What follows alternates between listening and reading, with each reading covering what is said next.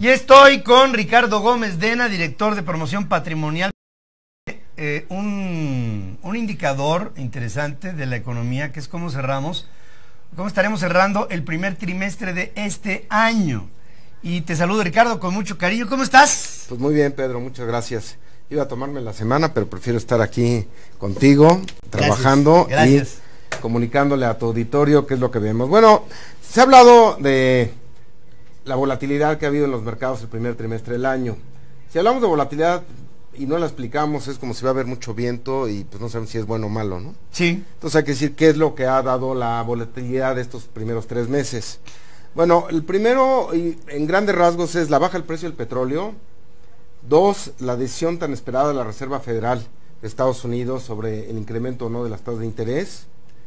Y por lo tanto el fortalecimiento del dólar contra todas las monedas. Y 3, el tema de Grecia, que si bien a este paso el 20 de abril pues se le pueden acabar los fondos, ¿no? Para hacer frente a las nuevas obligaciones. A todas las obligaciones que tiene, ¿no? Y si no llega a un acuerdo de reformas, pues entonces puede tener problemas Grecia, ¿no?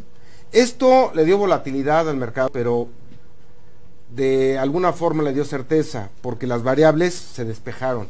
Si lo ponemos en contexto, digamos el 2012 fue muy dramático. Vamos a subir las tasas de interés en Estados Unidos y los mercados se deshicieron. Ahorita no, ahorita ya hay una perspectiva más interesante para dónde van los mercados. Ahora, ¿qué debemos de esperar para el resto del 2015? Tenemos que el precio del petróleo podrá seguir abajo, ¿no? Y ahorita que estaba leyendo las noticias en la mañana, bueno, también en Teherán están llegando a un acuerdo en Lausanne, Suiza, para que Irán pueda seguir con su producción de petróleo. Eso va a hacer que los precios del petróleo pues, puedan caer un poco más. Más porque hay más oferta. Y hay más oferta. El alza gradual y ordenada de las tasas de interés, que en la conferencia que dio el viernes Janet Yellen comentó que sí va a ser en 2015 y se estima que sea 1/4 punto, lo cual, bueno, pues te da mucha flexibilidad. Los países emergentes son muy vulnerables a las tasas de interés en Estados Unidos, por lo cual tendrán que ser muy cuidadosos. Y esto por la fortaleza del dólar contra todas las monedas, y no solamente contra todas las monedas, sino también el euro debilitándose. También salió noticias de Japón y de China que no están creciendo lo suficiente, y vamos a ver debilidad en estas dos monedas. Y bueno, y lo que acabo de comentar de Grecia, adicional al último conflicto de la semana pasada, de Yemen, en la parte de abajo, en la parte del sur de la península arábica, que como sabemos en 1990 tuvo su independencia. Sin embargo, hay un grupo ahí radical de pues, varios de estas segregaciones que hubo, que no quieren reconocer la legitimidad del gobierno de Yemen, y están 10 naciones, incluyendo Arabia Saudita y Estados Unidos, defendiendo al gobierno de Yemen, pero no deja de ser un problema geopolítico que es importante, ¿no? Si lo ponemos en una balanza, tenemos que seguir viendo todas estas variables que pueden afectar el comportamiento. Ahora, ¿qué hacemos si ya tenemos la información de qué pasó y qué va a pasar? Bueno, yo lo quisiera dar de esta forma. ¿Qué pasó? Los mercados desarrollados, quitando Estados Unidos, tuvieron un desempeño de 7.19% en el primer trimestre del año en ese periodo, Pedro. Europa solito 5.48%. Después de la desaceleración en los mercados y los indicadores que son las bolsas, se adelantan a ver lo que puede pasar en las economías. Esto es muy buena señal porque se están empezando a ver principios de aceleración en Europa. Y Europa, como hemos comentado en este foro, es el 25% del mundo, ¿no? Sí. Y el global, ¿qué quiere decir? El índice de capitalización del mundo en un 85% de todas las empresas del mundo, creció el 2.77%. Ahora, ¿qué hacemos? Lo hemos comentado, hay que diversificar. ¿En qué sectores? Si vemos el último pronóstico que tenemos a nivel mundial, la economía que más va a crecer en el mundo es Estados Unidos con un 3.6%, es la expectativa de crecimiento. Qué crecimientazo, ¿no? Contra el 2.4% que tuvo el año pasado, 1.2% arriba. El segundo es el crecimiento del mundo, que se espera que crezca 3.5% contra un 3.3%. Las economías avanzadas 2.4%, la zona euro 1.2%. Y bueno, México, para terminar ahí, bueno, América Latina 1.3%, yo lo veo un poco alto por el tema también de que está pasando en Brasil. Hay que recordar que Brasil es la primera economía de Latinoamérica y la segunda del continente después de Estados Unidos, dentro de las 10 primeras economías del mundo. se ve que, y México, bueno, la expectativa todavía revisada es 2.7, que creemos que puede ser un poco abajo. Hay que recordar que el año pasado México creció a 2.28, ¿no?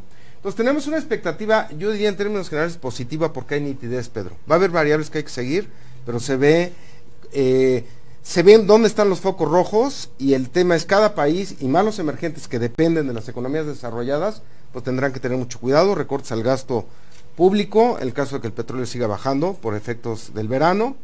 Y aquí yo quisiera hacer una reflexión muy importante que me han preguntado mucho de tu auditorio, Pedro, que es cómo manejan las inversiones en Finamex Casa de Bolsa. En Finamex Casa de Bolsa, y como lo decías hace un rato que te estaba oyendo, pues ya es del siglo pasado, que no hay una sola persona manejando nunca las inversiones.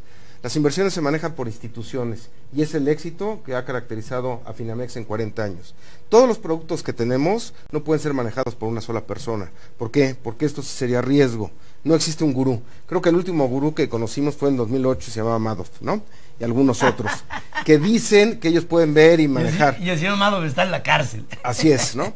Entonces lo que queremos que sienta el auditorio es la confianza que los productos institucionales que se tienen en las casas de bolsa, y en este caso en Finamex Casa de Bolsa, pues tenemos un grupo de expertos, algunos van, otros vienen, pero en general hay un grupo de expertos que tienen más de 30 años como un servidor. Yo estoy en la parte de ventas, otros manejando. No podría estar en tu programa si tuviera que estar viendo y operando ahorita lo que pasan en los mercados, ¿no?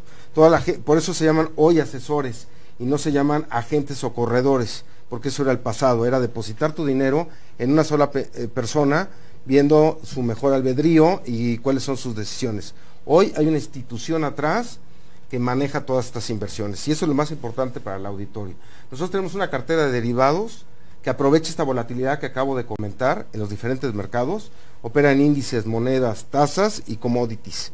Y esto lo capitalizamos, llevamos en promedio el 23% en los últimos 5 años, y en los últimos 3 años llevamos 13% de rendimiento. Los invitamos a que nos hablen y que podamos juntos con nuestros asesores perfilarlos para que los expertos manejen su dinero desde Finamex Casa de Bolsa, Pedro. Muy bien, pues ahí está. Estamos viendo un primer trimestre que para México en lo particular tiene pues ahí nubarrones enfrente. Sí, muchas complicaciones. Muchas complicaciones. ¿Qué comentario te merece esto de poder hacer un presupuesto base cero para el año que entra? O sea, un presupuesto base cero quiere decir que le vamos a quitar de dónde vamos a recibir los ingresos.